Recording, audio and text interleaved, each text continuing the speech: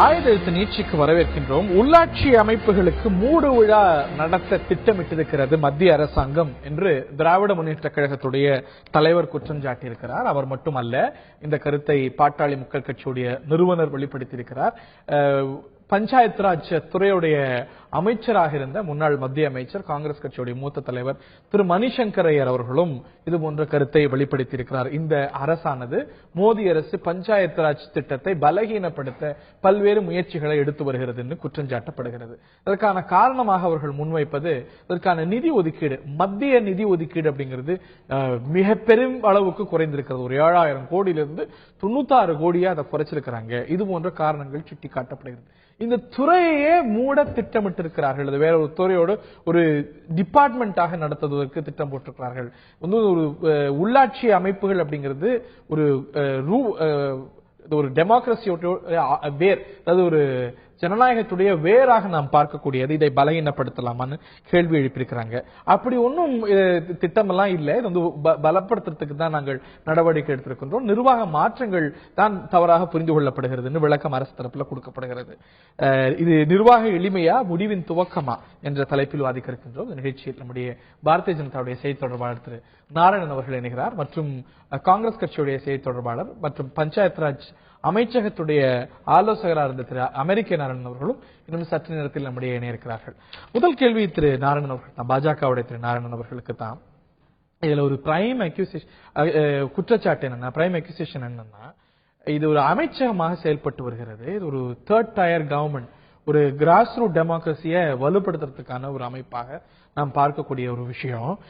இது ஒரு அமைச்சகம் அப்படிங்கிற அளவில் இருந்து இதை ஒரு டிபார்ட்மெண்டாக, ஒரு சிறிய துறையாக ஊரக வளர்ச்சித்துறை கீழே கொண்டு வரதுக்கு அரசு திட்டமிடுகிறது அப்படின்னு ஒரு ஊகங்கள், செய்திகள் வந்து கொண்டிருக்கின்றன. அந்த அடிப்படையில இந்த குற்றச்சாட்டு, இதுதான் இந்த ஒரு மூடு விழா நடத்துது அப்படிங்கிற இந்த ஒரு குற்றச்சாட்டுடைய அடிப்படையே.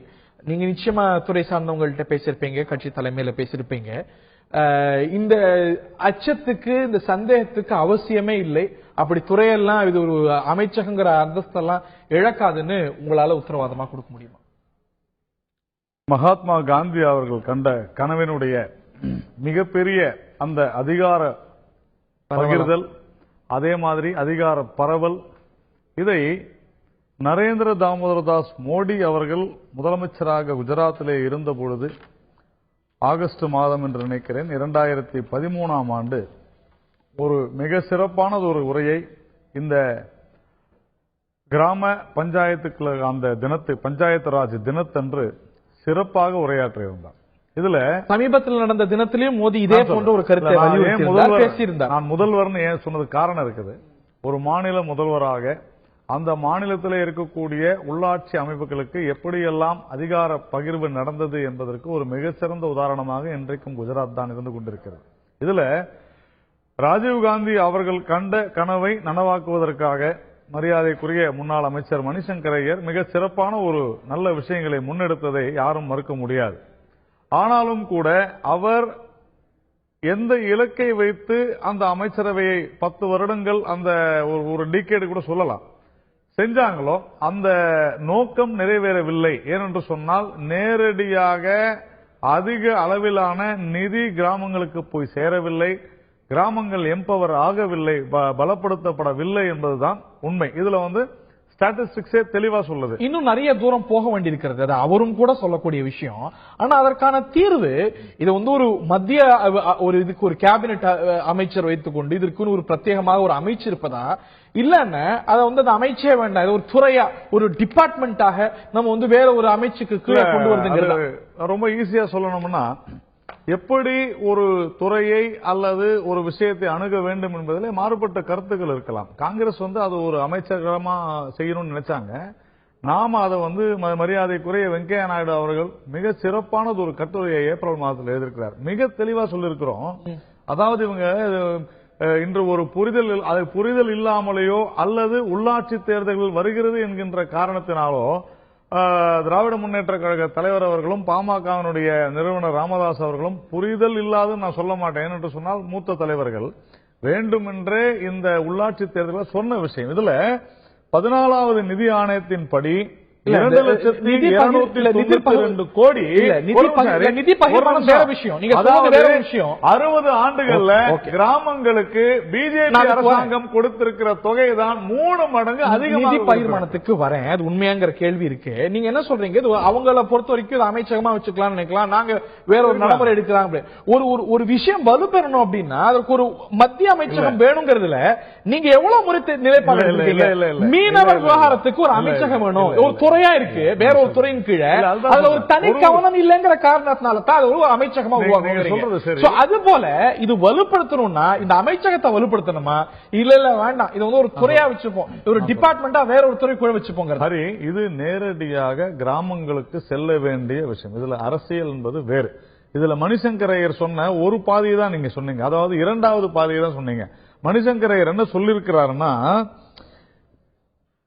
if the government wants to turn the ministry into a department, இது ஒரு துறையாக்க வேண்டும் என்று சொன்னால் it should do so only to increasing its funding capacity. இது இல்ல, ஆமா ஃபண்ட் இல்ல, நீங்க தப்பா சொல்றீங்க. ஃபண்ட் 3 மடங்கு அதிகமாக கொடுக்கப்பட்டு இன்னைக்கு ஒரு நிமிஷம் நான் முடிச்சிடுறேன். 3 மடங்கு, அதாவது 2,292 கோடி கொடுக்கப்பட்ட, அதாவது 2015 20 லட்சம் ஒரு கிராமங்களுக்கும். இதுல முக்கியமான விஷயம் பட்ஜெட்டரி அலோகேஷன் அப்படிங்கிறது அதுக்கு முந்தைய ஆண்டுகளில் 7,000 கோடியிலிருந்து 96 கோடியா இருக்கு. அதுக்கு ஒரு ராஷ்டிரம் இல்ல, நீங்க தவறா சொல்றீங்க. எப்படின்னா ரெண்டு விஷயம். இப்ப ராமதாஸ் அவர்களும் திமுக தலைவர் சொல்லி இருப்பது 2 விஷயத்துல, அதாவது பேக்வர்ட் ரீஜன் கிராண்ட்ஸ் ஃபண்ட், அதுல தெளிவா சொல்லிருக்கிறாங்க இந்த ஃபண்ட் வந்து 32% இருந்தது 42% ஸ்டேட் கொடுத்துரும். அதுல எடுத்துக்கிட்டோம் ஒரு நிமிஷம். இப்ப காங்கிரஸுக்கு ப்ராப்ளமே ராஜீவ்காந்தி பஞ்சாயத்து சஷாகிரான் அபியான் என்கின்ற அந்த ஒரு பெயரை எடுத்து அத வந்து ராஷ்டிரிய கிராம் ஸ்வராஜ் அபியான் மாத்தி அதுல 655 கோடி நாம கொடுத்தோம். அது மட்டுமல்ல, பகுதிகளுக்கான மானிய நிதி குறைப்பு, பிஆர்ஜிஎஃப் வந்து 42% கொடுக்கறதுனால அதுல இருந்து ஒரு போர்ஷன் வந்து அதுல இருந்து போகணும். ஒண்ணு. சென்ட்ரல் நேரடியான மத்திய அரசு தலையீடுங்கிறது அவசியமாகுது. இல்லாட்டி அது வேற நோக்கத்துக்காக செலவழிப்போது கொண்டு வரும்போதே மத்திய நேரடியாக அரசாங்கம் நேரடியாக இந்த கிராம பஞ்சாயத்துகளுக்கு நேரடியாக பணம் சென்றிருக்கிறது. தெளிவா சொல்லிருக்கிறோம், பார்லிமெண்ட்லயும் சொல்லிருக்கிறோம், நேரடியாக சென்றிருக்கிறது. அப்படியா? நிறைய கேள்விகள் தொடர்ந்து எழுது. நான் திரு நாராயணன் அவர்கள்ட்ட கேட்க விரும்புறேன். இப்போ வந்து நிதி குறைந்திருக்கிறது அப்படின்னா, ஆமாம் குறைந்திருக்கிறது, திரு நாராயணன் மறுக்கலாம். நிதி ஒதுக்கீடுங்கிறது குறைந்திருக்கிறது. ஆனா அதுக்கு ஒரு ரேஷனலும் இருக்கிறது. ஏனென்றால் மத்திய வரிகளுடைய மாநில பங்கு அப்படிங்கிறது 32% 42% உயர்ந்திருக்கிறதுனால அதுல வந்து அலோகேஷன் பேட்டர்ன் மாறி இருக்கிறது. அதனால அதுல மாறி இருக்கக்கூடிய ஒரு நிர்வாக மாற்றமே தவிர இதை குறைக்கணுங்கிற நோக்கத்தோட குறைச்ச ஒரு விஷயமா எப்படி பார்க்க முடியும்? இதுல 2 அந்த கேள்விக்கு நான் பதில் சொல்றதுக்கு முன்ன, ஓகே, இவர் சொன்னாரு இன்னும் பஞ்சாயத்து ராஜ் அமைச்சகம், அதாவது சீஃப் மினிஸ்டரா இருக்கச்சேவே வானத்தை வில்லா வளைச்சாரு, மணல் கயிறா திரிச்சாருன்னு அவர் நல்லா மணல்ல கயிறு திரிச்சிட்டு இருக்காரு என்னுடைய நண்பர் நாராயணன். இல்ல பாத்தீங்கன்னா இன்று இந்தியாவில குஜராத்தை பொறுத்தவரை அவர் முதலமைச்சராக இருந்தபோது ஒரு மத்திய பஞ்சாயத்து ராஜ் அமைச்சரை உள்ளே வரவிடாமல் செய்தவர் அன்றைய முதலமைச்சராக இருந்த மோடி அவர்கள். இரண்டாவதாக அங்க எலெக்ஷனே நடத்தாம எல்லாரையும் எப்படி வந்து பெண்களுக்கு வர வாய்ப்பு எல்லாம் குறைந்தது. இன்றைக்கு பாத்தீங்கன்னா இந்தியாவில் மொத்தம் 5000 எம்எல்ஏ எம்பி இருந்ததை மாற்றி உண்மையிலேயே உலக அளவிலே 32 லட்சம் தேர்ந்தெடுக்கப்பட்ட கூடிய ஒரு அமைப்பை இன்று கிராஸ் ரூட் டெமோக்ரஸியை வலுவிழக்க செய்கிறார் மோடி என்பதில் எந்த விதமான சந்தேகமும் இல்லை. நீங்க தெளிவா கேட்டீங்க, ஒரு மீனவ இதுக்கு அமைச்சத்தை வைக்கணும் போது இதை ஒரு கேபினட் லெவல்ல இதனுடைய முக்கியத்துவத்தையும் இதனுடைய அந்தஸ்தையும் குறைத்து ஏதோ ஒரு அமைச்சகத்தில் ஒரு டிபார்ட்மெண்டல் ஜூனியர் மினிஸ்டர் வைப்பதன் மூலமாக இந்த நாட்டில் டெமோக்ரசி, ஏன்னா இவர் எல்லாத்தையுமே சென்ட்ரலைஸ் பண்ணணும்னு நினைக்கிறாரு. இவர் மோடியை பொறுத்தவரை ஆரம்ப காலத்திலிருந்து மற்ற அமைச்சகத்தின் அதிகாரங்களை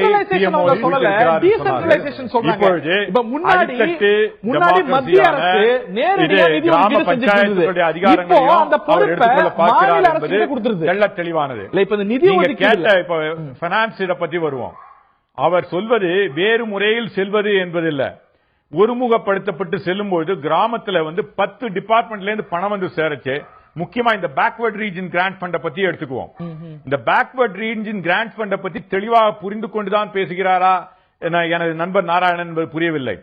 பேக்வர்ட் ரீஜன் கிராண்ட் ஃபண்ட் ஒரு பஞ்சாயத்துக்கு இதுல இதுக்கு தான் ரோடுக்கு தான் போட முடியும்னு சொல்லி ஒரு ஃபண்ட் வரும், கக்கூசு தான் கட்ட முடியும்னு ஒரு ஃபண்ட் வரும், பள்ளிகளுக்கு தான் ஃபண்ட் வர முடியும். ஆனா அந்த ஃபண்ட் போகாம இருக்கும். ஏன்னா இந்தியா ஃபுல்லும் ஒரே மாதிரி கிடையாது.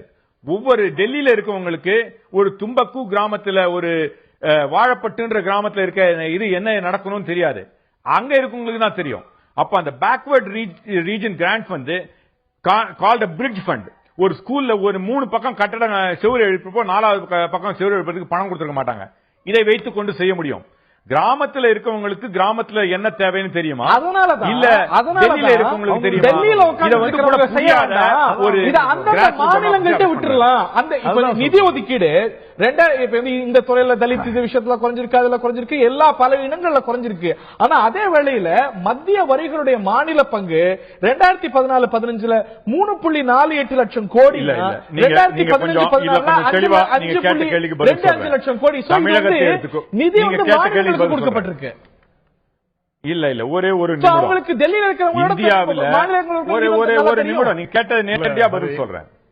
மாநிலங்களுக்கு கொடுத்து விட்டோம். அதாவது பஞ்சாயத்து ராஜ் என்றது ஒரு கன்கரண்ட் லிஸ்ட்ல இருக்கக்கூடிய ஒரு இது. மாநிலங்களுக்கு கொடுத்து விட்டோம் என்று மத்திய அரசு தன்னுடைய பங்கை தட்டி ஒரு நிமிடம் சார் என்ன பேச விடுங்க. ஏனென்றால் இப்ப நீங்க பாத்தீங்கன்னா பக்கத்து மாநிலத்தில் கேரளா ஒரு தலை சிறந்த மாநிலமாக இருப்பதற்கு ஒரு முக்கிய காரணமே அவங்க டெவல்யூஷன் ஆஃப் பவர் சரியாயிடுச்சு. இங்க தமிழகத்தை பொறுத்தவரை அதிமுக கிராமங்களுக்கு பணத்தை அவங்களுடைய அதிகாரத்தை குறைப்ப பார்ப்பார்களே. இவங்களும் ஒரு சென்ட்ரல், மோடியும் இவங்களுமே ஒரு ஜெயலலிதா அவர்களும் சென்ட்ரலைஸ்ட் பவர் எல்லாத்தையும் நான் கண்ட்ரோல் பண்ண வேணும். மோடியோட அரசு நேரடியா உள்ளாட்சிகளுக்கு நிதி ஒதுக்காம மாநிலங்களுக்கு மொத்தமா கொடுத்து நீங்க அந்த தேவைகளை பாத்துறீங்கிறதா இப்ப மாறி இருக்கக்கூடிய பேட்டர்ன். இல்லைங்க, அதை நான் மறுபடியும் மறுக்கிறேன். ஏன்னா போன ஆட்சியில தான் கிராமங்களுக்கு பணம் அதிகமா போச்சு. உள்ளாட்சி அமைப்பு பஞ்சாயத்து ராஜ்ங்கிறது மாநில பட்டியல் இருக்கு. அப்படி இருக்கும் போது அந்த ரேஷனல் சரிதானே? மறுபடியும் சொல்றேன், ரேஷனாலிட்டி நீங்க என்ன சொல்றீங்க? மத்திய அரசு நேரா கொடுக்காம மாநில அரசு மூலம் பணம் ஒதுக்குறாங்களான்றது உங்களுடைய கேள்வி. அதற்கு பதில் மாநில அரசு போன ஆட்சியில நேரடியாக நிதி ஒதுக்கும் போது கூட மாநில அரசு மத்திய அரசு ஒதுக்கிய நிதியை நேரடியாக கிராமங்களுக்கு செலுத்தவில்லை, மாநில அரசு தானே வைத்துக் கொண்டது என்ற குற்றச்சாட்டு பல மாநிலங்களே தமிழகம் உட்பட இருந்தது. அப்போ இவர் என்ன செய்யணும்? இது சரியாக செய்யப்படாமல் ஒரு வீக்கஸ்ட் பார்ட் ஆஃப் டெமோக்ரசி இருக்குச்சு, அதை கவனித்து கொடுக்க வேண்டுமா அல்லது தன்னுடைய பொறுப்பை தட்டி கழித்து மாநிலங்கள் செய்துவிட்டது ஏமாற்று வித்தையா? கிராமத்தில் தேர்ந்தெடுக்கப்படும் பெண்களை பற்றியோ தலித்துகளை பற்றியோ அவர்களுக்கு பவர் வரணும்ன்றத பத்தி கவலை இல்லை. எல்லாம் இல்ல அப்படியெல்லாம் மாநிலங்களை இவங்க சரியா செய்ய மாட்டாங்க சந்தேகத்தோட பார்த்து ஒரு ஆட்சியை நடத்த முடியாது. மாநிலங்களுக்கு அதிகாரம் கொடுக்க வேண்டும், உள்ளாட்சி அமைப்புகளுக்கும் அதிகாரம் கொடுக்க வேண்டும். இப்போ இன்னொரு கேள்வி தொடக்கத்துல 92ல இப்படி ஒரு மத்திய அளவுல ஒரு அமைச்சகம் இருக்கணும், டைரக்டா இந்த ப்ராஜெக்ட்ஸுக்கு மத்திய பங்கீடும் மத்திய ஒரு இன்டர்வென்ஷனும் இருக்கணும் அப்படிங்கிறது உங்கள் கட்சி உட்பட அனைத்து மாநிலங்களும் ஏற்றுக்கொண்ட விஷயம்.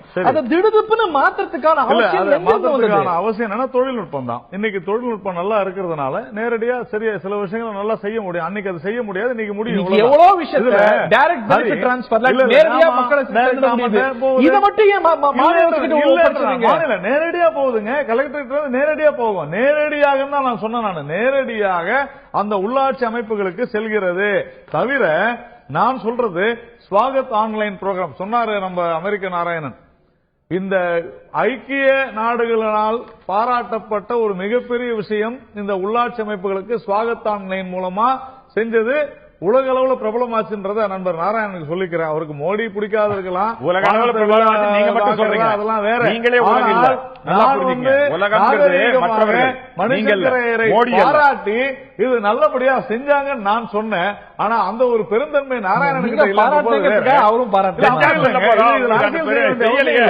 விஷயமே ஒரே விஷயம் தான். சென்ற வருடம் கேரள அரசாங்கம், கேரள அரசு, காங்கிரஸ், அதாவது அந்த மாநிலம் மிக சிறப்பாக இந்த ஃபண்ட்ஸ்ல இருந்து அதே போல பங்கன்ஸ்ல இருந்து எல்லாமே நல்லா செஞ்சிருக்குதுன்னு சொல்லி மத்திய அரசு பாராட்டிருக்கு. முதன்மை மாநிலமாக கேரளா, அதே போல பஞ்சாயத்துல, அதே போல கர்நாடகா.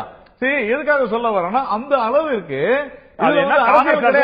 அப்போ இவங்க எதுவுமே நிறுத்திட்டாங்க, பண்சே போகல.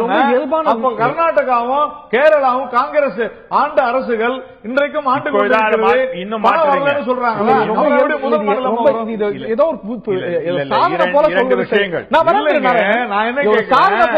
அடிப்படை குற்றச்சாட்டு பணம், அதாவது நிதி போல சொல்வது சரியா? இது போன்ற விருது ஒரு மத்திய கட்சி ஆளுங்கட்சியில இருக்கும், இன்னொரு கட்சி மாநில அரசுக்கு கொடுப்பது இயல்பான எளிமையான ஒரு விஷயம். இதைத்தான் 100 நாள் வேலை வாய்ப்பு திட்டத்தில் சொன்னாங்க. என்னாச்சு? தமிழகம் தான் முதல் மாநிலமாக இருக்கிறது 100 நாள் வேலை வாய்ப்பு திட்டத்தில் அதிக பணம் பெற்றதுல தமிழ்நாடு தான் முதலிடம் கடந்த 2 வருஷமா. இப்படி தொடர்ந்து இந்த அரசாங்கம் அதிக அளவுல நேரடியாக இது ஒரு பெரிய சாதனையா சொல்லாதீங்க. ஏன் சாதனை? நீங்க குத்தமா சொல்லும்போது நாங்க சாதனையா சொல்லுவாங்க. பணம் போய்கிட்டு இருக்குது. இதுல காங்கிரஸ் அரசு தான் கேரளாவிலையும் கர்நாடகாவிலும் இருந்தது, இருக்குது. ஆனா அந்த அரசில் இருக்கக்கூடிய முதல்வர்களோ அமைச்சர்களோ சொல்லவில்லை. ஆனா காங்கிரஸ்ல இருந்து நம்ம அமெரிக்க நாராயணன் போன்றவர் சொல்கிறார்கள். இத்தனைக்கும் மணிசங்கரையர் இந்த துறையை கையாண்டதுல மணிசங்கர் என்ன சொல்லிருக்கிறாரு?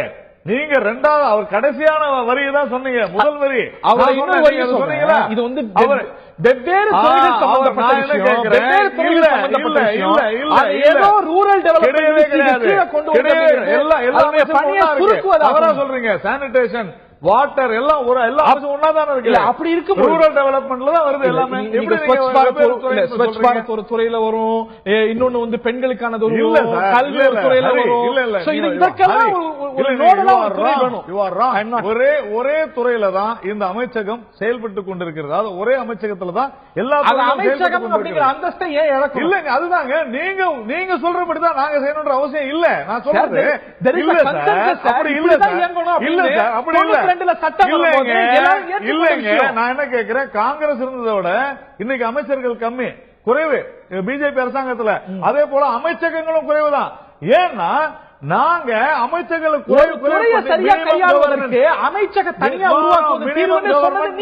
கவர்னன்ஸ் நாங்க தான் சொன்னோம், அதான் செஞ்சுக்கிட்டு நீங்க தான் சொன்னீங்க. ஒரு துறைக்கு தனிக்கவனம் வேணும்னா எதற்காக கங்கையை சுத்தப்படுத்துறதுக்கு ஒரு தனி அமைச்சகம் இல்லங்க? அதான் சொல்றேன், எங்களுக்கு மக்கள் வாக்களித்திருக்கிறார்கள். நாங்க இது போன்ற ஒரு கங்கையை தூய்மைப்படுத்துறதுக்கும் அமெரிக்க நாராயணனோ ஹரியோ நீங்க எதுக்கு ஒரு அமைச்சர் வைங்க? நீங்க சொல்லக்கூடாது. புது டிமாண்ட் நான் கேட்கல. வேண்டாமா அதை எடுக்கிற உரிமை தான். கங்கையை சுத்தப்படுத்துறதுக்கு ஒரு அமைச்சகம் வருது. மீனவர் கேள்வி நீங்க கேட்கணும், தொடர்ந்து பேசிட்டு கூடாது. கங்கையை சுத்தப்படுத்துறதுக்கு ஒரு அமைச்சகம் வந்து கொண்டு வந்துட்டீங்க. மீனவர்களுக்கு அமைச்சகம் கொண்டு வந்து தீர்வுன்னு சொன்னீங்க, பிரச்சாரம் பண்ணீங்க. அப்படி இருக்கும்போது ஒரு விஷயத்தை சரியா கையாளுவதற்கு ஸ்டேட்டஸ் கோ மெயின்டைன் பண்ணல. நான் என்ன கேட்கிறேன், பஞ்சாயத்து ராஜனுடைய அந்த கனவு திட்டத்தை கொண்டு வந்த மணிசங்கர் ஐயர் என்ன சொல்றாரு? இதை ஒரு துறையாக்குங்கள், ஆனால் பணம் அதிகமாக அதுக்கு வந்து கொடுக்கணும் நிதி அப்படின்னு சொன்னதுல 3 மடங்கு அதிகமாக கொடுத்திருக்கிறோம். அதையே நீங்க பேச மறுக்கிறீங்க. ஓகே, அதான் செஞ்சிருப்பாரு, அதான விஷயம். மணிசங்கர் ஐயர் சொன்னதை நீங்க 2வது வரியை மட்டும் சொல்றீங்க, 3வது வரியை சொல்ல மாட்டேங்கிறீங்களா? அமெரிக்க நாராயணன் சொல்லுங்க. இல்ல, மணிசங்கர் ஐயரை தவறா சொல்லுங்க. உங்களோட கருத்து பேசுங்க. உங்களோட கருத்து தொடர்ந்து சொல்லுங்க. மணிசங்கர் ஐயரை, அதாவது பல துறைகள் பஞ்சாயத்துக்கு பணம் அனுப்புறதுன்றது உண்மை. ஆனா இந்த ஸ்பெசிபிக்கா இவங்க வந்து ஒரு பிளான் பண்ணி எப்படி அடித்தட்டு டெமோக்ரஸிய வீழ்த்தணும்ன்றதுல ரொம்ப தெளிவாக இயங்கி வருகிறார்கள். சென்ட்ரலைசேஷன் ஆஃப் பவர், ஒரு நாட்டில் சர்வாதிகாரத்தை கொண்டு வைக்க எல்லாத்துமே முதல் சென்ட்ரலைசேஷன் ஆஃப் பவர். டீசென்ட்ரலைசேஷன் தான். எப்படி செய்யணும்? பணம் அந்த ஒரு அமைச்சகம், ஒரு பஞ்சாயத்து ராஜ் அமைச்சகத்துல ஒரு கேபினெட் மினிஸ்டர் இருந்தா தான் கேபினெட்ல இத பத்தி உள்ள நிறை குறைகளை பேச முடியும். இது ஸ்டேட் சப்ஜெக்ட் இல்லையா? பேச செய்யாதவாறு இது ஸ்டேட் சப்ஜெக்ட் இல்லையா? அதை பற்றி பேசக்கூடிய ஒரு செக்ரட்டரியோ மத்தவங்களோ இருக்க மாட்டாங்க. ஆனா அது உண்மை. ஸ்டேட் லெவல் அதை மணிசங்கரையர் சொல்லியிருக்காரு. ஃபண்டிங்கும் சென்ட்ரல் கவர்மெண்ட் பண்ணது மணிசங்கரையர் சொல்லியிருக்காரு. இல்ல நீங்க மணிசங்கரையரை மிஸ்கோட் பண்றீங்க. மணிசங்கரையர் கிட்ட இது ஒரு கன்கரன்ட் சப்ஜெக்டா மாறணும் அப்படின்னு சொல்லும்போது இல்ல இது ஸ்டேட் சப்ஜெக்டா இருப்பதுதான் சரின்னு அவர் சொல்லியிருக்கிறாரு. இது ஸ்டேட் சப்ஜெக்ட் அப்படிங்கும்போது அந்தந்த மாநில அதுக்கான தேவையை விவாதிக்க போது எதுக்கு மத்தியில் ஒரு கேபினெட் அமைச்சர் இதுக்கு? நீங்க மணிசங்கரையருடைய இன்டர்வியூ தெளிவா படிச்சீங்கன்னா அத கேபினெட் அமைச்சர் இருக்க வேண்டும் என்று சொல்லி இருக்கிறார். அந்த கேபினெட் அமைச்சர்கள் வந்து பேசும்போதே மோடி பேச மாட்டேன் என்று சொல்வதையும் சொல்லி இருக்கிறார். அதெல்லாம் அந்த கேபினெட் அமைச்சர் ஒரு தனி நாடாக குஜராத்தை வைத்துக் கொண்டு உள்ளே வராமல் செய்தார் என்பதையும் அவர் பேசியிருக்கிறார். மிக தெளிவாக எந்தெந்த மாநிலங்கள் பஞ்சாயத்து ராஜுக்கு உண்டான அமௌண்ட் அந்த நிதியை வந்து ஒதுக்கவில்லை கொடுக்கவில்லைன்னு தெளிவா சொல்லிருக்கிறார். 2 நாளுக்கு முன்னாடி இன்னும் விரிவா பேச வேண்டிய இந்த தருணத்தை நிறைவு செய்தாக வேண்டும் அப்படின்னு வருத்தத்தோடு தெரிவிச்சுக்கிறேன். ரைட், 2 பேருக்குமே பார்வைகள் இருக்கிறது. நாங்க வந்து இது வலுவழக்க செயல எங்களுடைய இதை அணுகக்கூடிய முறை மாறி இருக்கிறது. இன்னும் சொல்ல போனா அதை மேலும் வலுப்படுத்தும் அரசு சொல்ல ஒரு கிராஸ் ரூட் டெமோக்ரஸியை வலுவழக்க செய்யக்கூடிய முயற்சி நடக்குதுன்னு எதிர்க்கட்சிகள் குற்றம் சாட்டுகின்றன. பார்ப்போம் அடுத்து என்ன முன்னேற்றம் நடக்க போகுது. இந்த ஒரு துறையே மூட போறாங்கன்னு செய்திகள் வந்துட்டு இருக்கு. உறுதிப்படுத்தப்படல. உறுதிப்படுத்தப்பட்டால் நிச்சயமா அது வாக்குக்குரிய பொருள் தான். நிகழ்ச்சியில பங்குண்ட விருந்தினர்கள் இருவருக்கும் பார்த்த நேயர்களுக்கும் நன்றி, வணக்கம்.